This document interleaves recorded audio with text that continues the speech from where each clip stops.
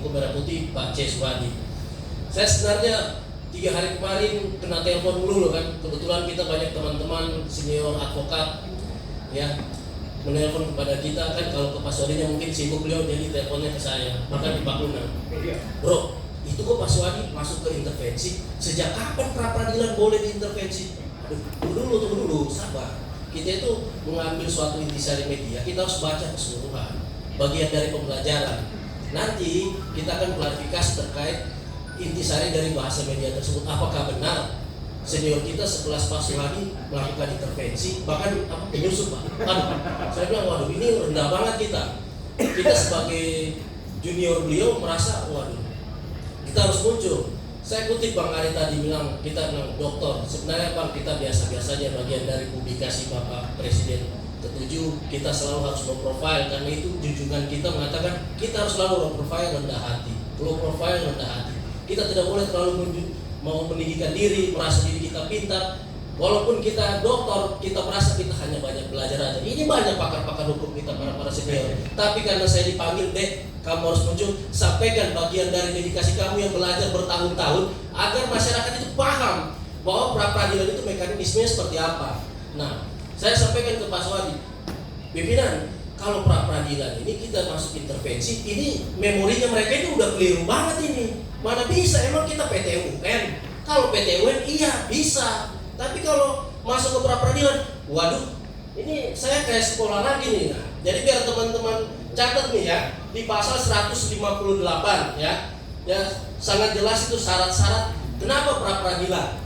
Ya, justru bahkan saya ngomong sama Pak Suwadi, Pak, kita aja yang pra peradilan, kenapa? Biar yang bersangkutan itu ditahan, gitu. Syarat untuk dia pra peradilan untuk dia bisa ditahan, bisa juga ada syaratnya. Nah, saya kasih jelas dalam pasal 100 Undang-Undang Nomor 20 Tahun 2025 KUHP yang baru. Ini biar masyarakat paham nih. Kita juga bisa melakukan pra peradilan dengan yang bersangkutan bisa ditahan. Kenapa? Mengulangi perbuatan pidana. Catat ini, mengulangi perbuatan pidana dengan terus tampil di media. Kita nggak larang tampil di medianya, tapi dengan melakukan edukasi pemberitaan bohong. Nah, catat ini bukan soal ijazah apa, bukan. Ini soal berita bohong yang dia lakukan berulang-ulang. Kita sebagai orang yang belajar banyak di dunia ilmu hukum, kita tidak bilang pintar ya, belajar banyak. Ini sudah harusnya saya minta kepada Ketua Pengadilan Negeri Jakarta Selatan untuk melakukan penahanan.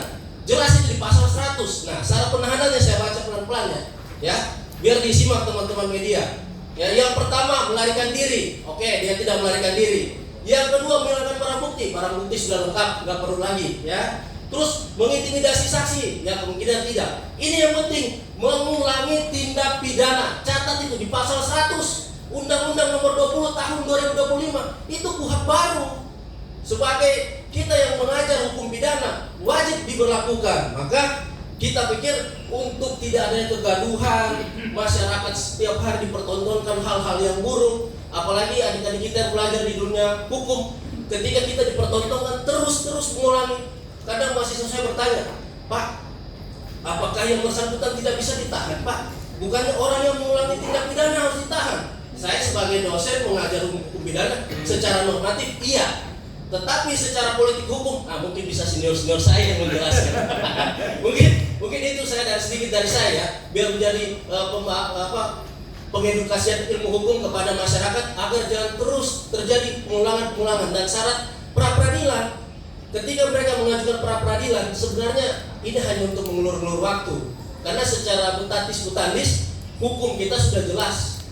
Jadi tinggal masuk ke pokok perkara.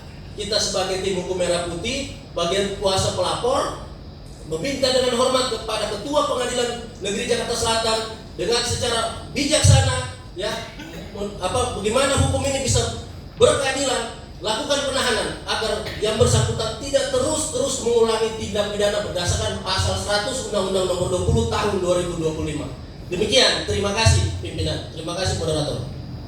Ya, terima kasih. Itulah satu edukasi hukum di mana antara teori dan praktek hukum itu harus berjalan sinergi. Namun ketika berbicara politik hukum itu soal lain. Apakah itu kembali kepada kewenangan? Iya.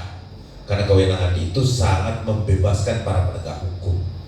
Artinya kewenangan itu tidak pernah dibatasi di dalam KUHP. Apa yang dilakukan itu adalah kewenangan berdasarkan hukum. Nah, saya menyambung tadi rekan-rekan semua bahwa pada saat putusan Prapit yang akan dilaksanakan oleh Pengadilan Negeri Jakarta Selatan, maka kami bersepakat juga akan melakukan penyuratan secara terbuka dan penyuratan secara fisik kepada Mahkamah Agung. Yang mungkin konkretnya nanti setelah Prapit kita lihat seperti apa. Karena gini, kalau ada Prapit lagi yang akan dilaksanakan oleh tim Roy Suryo, otomatis harus segera dimasukkan ke dalam tahanan. Kenapa? Ketika Prapit dibacakan dan itu tidak menang atau kalah, kemudian ada niatan lagi untuk memprapit, itu harus segera dilakukan penahanan. Itu sudah wajib itu sudah harus dikembalikan ke dalam tahanan. Kenapa? Itu sudah praktek penyalahgunaan hukum namanya. Praktek penyalahgunaan hukum itu tidak boleh dilakukan. Bahwa kemudian tidak dibatasi oleh waktu Prapit itu, iya. Tetapi itu kan praktek yang kami anggap bahwa itu sudah unprocedural. Artinya, kenapa? Karena ini akan menjadi presiden buruk nantinya pada penegakan hukum kita.